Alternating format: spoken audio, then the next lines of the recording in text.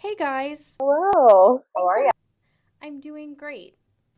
Thanks for taking the time to speak with us. Are you ready to answer a few questions? Of course. Sure. Let's start with your names. I'm Breanna Hudik. I'm a nurse practitioner with the Palliative Care team at Benefis. And I'm Amanda Lucas. I'm an adult clinical nurse specialist, also with the palliative care team here at Benefis. And tell me what led you to palliative care.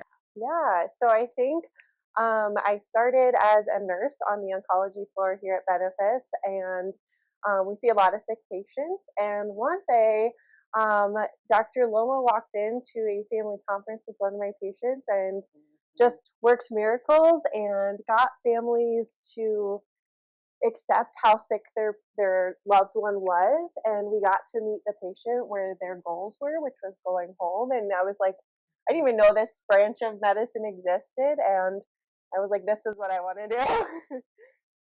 What are some common misconceptions about palliative care?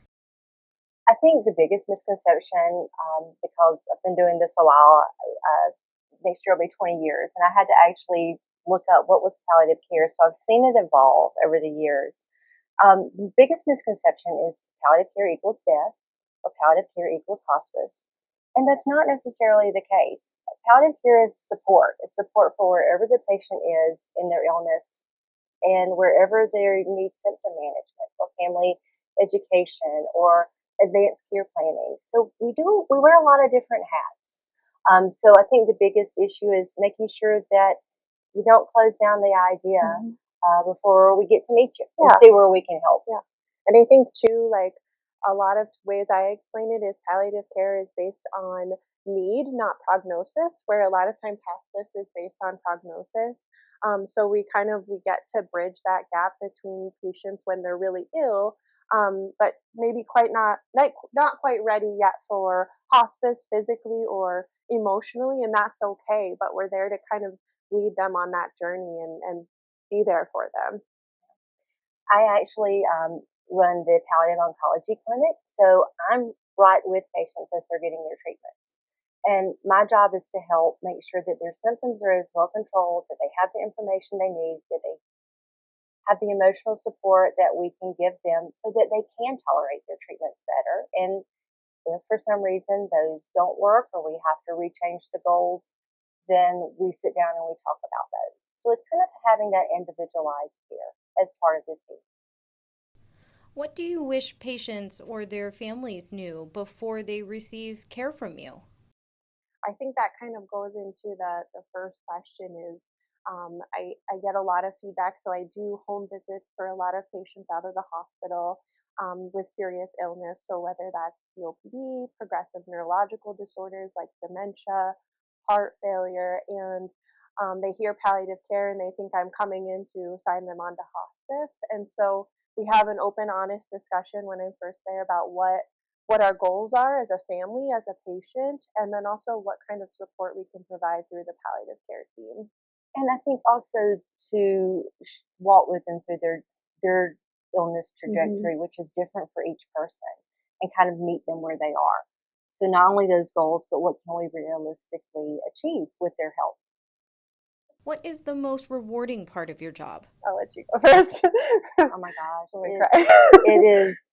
I have met some of the most amazing individuals who are facing some of the hardest illnesses that I can't even imagine, and they are full of love and joy, and they're going and accomplishing things in their family life, and they're meeting goals, and just to see them thrive and for us to be able to help manage those symptoms so they can live, they can have that quality of life. Yeah, and I ditto all of that. And I think just, getting to hear every patient's story and every patient's journey is so different. I can't tell you the lessons I've learned from patients, especially when we're chronically ill. Little things become more important, the bigger picture. And so it's made me, I feel, a better person, and I cherish every moment a little bit more with my family and friends. And so I think our patients are really, really rewarding population to deal with and to take care of. What do you love to do outside of medicine? You go first. Yeah, no, we're an outdoorsy, I mean, typical Montana, hiking, backpacking, not a hunter, but I will look at pictures. Trap shooting, I really got into trap shooting the last couple of years, so that's been really fun. And then just spending time with family. So, came from Georgia with 3 boys, so we were doing all the outdoors, fishing, hunting, hiking, not as much camping, but yeah, just enjoying the beauty of Montana is amazing. And finally, what's your favorite thing about practicing at Benefis? I think our team, I think we would both say that. We do. We've got a really great team. So we have our inpatient team, which is composed of Dr. Loma and Dr. Ellable, and then Gail Hager, who's one of our counselors. She's amazing. We all just work really cohesively. We go over our list of patients every single day. And so we all kind of keep tabs on people throughout the hospital and kind of what's changed. What do we maybe need to address or talk about the next day with each other?